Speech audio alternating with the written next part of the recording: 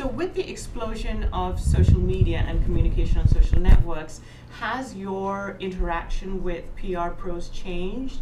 If so, how? Or if not, how not? I would say back in the day, depending on where I worked and what kind of beat I had, years ago, you might set aside a day for doing FaceTime with your sources. When I covered Capitol Hill, I would take a day just to kind of say hi to the staff members of all the House and Senate members that I covered. Every now and then, you might take some time to have dinner with somebody who was a key source who you really wanted to stay in touch with. Now there's no time for that, at least in my job. There's breaking news, of course, but just the job itself is a little bit more intense. I'm tweeting, Facebooking, shooting video, taking pictures. There really isn't any time in the week for that kind of thing. So that's changed. I find that I communicate with people a lot through Twitter. I like it because it's in real time.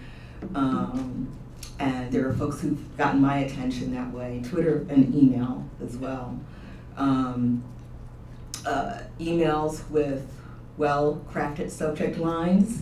I find press release? really. That was my favorite. Not reading press release. Yeah. I'm sure it's the same for the two of you, but I get a flood of email. But if I can tell in the subject line that we've met, number one, and number two, that you know what I cover, then I'm going to open it up. If it's just press release, then forget it. But email and Twitter, I find it really useful.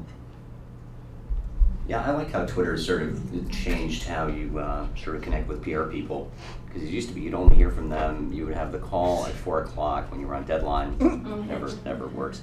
Or just the random email, and then maybe you might get to know somebody a little better at some conference or convention. And now there's this more of this background chatter going on, which you get to know a little bit more about these people who are filling your inbox with one pitch or another. That's, I guess, deepening the conversation. The same thing applies with readers. It helps a lot more when you have this conversation that is in public. If one reader sends me an email, only I know about the issue they raised, whether it's some fact I got wrong or some other angle I might want to look at for my next piece. If somebody tweets that, other people can see it, they can add to the conversation. Same thing when you talk to people promoting one company or another. I was much more on Twitter, I forget, a couple years ago. I kind of first got onto it, and not everybody was kind of there yet, so it didn't feel quite so overwhelming, and there weren't so many machinations to it. So I haven't been doing it as much. We are all doing it a lot more just in Business Journal as a whole now, so I'm kind of getting back that way. The biggest change for us, one of the things that drives me, or one of the more frustrating questions we get a lot is, what's your deadline on that? The Business Journal just went through kind of a dramatic, exactly.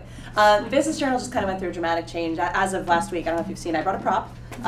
We have a brand new look, ta-da. But the company has changed how we were doing. We're Business Weekly, we come out every Friday. There was always a very protected print product because it's subscriber-based. We're behind a paywall. The Washington Post is just catching up to us on that. We've always been behind a paywall for our subscribers, and now we still have a paywall for our print content, but everything that we used to be very protective and holding and saving, everything goes right up online automatically. We don't hold any stories any longer.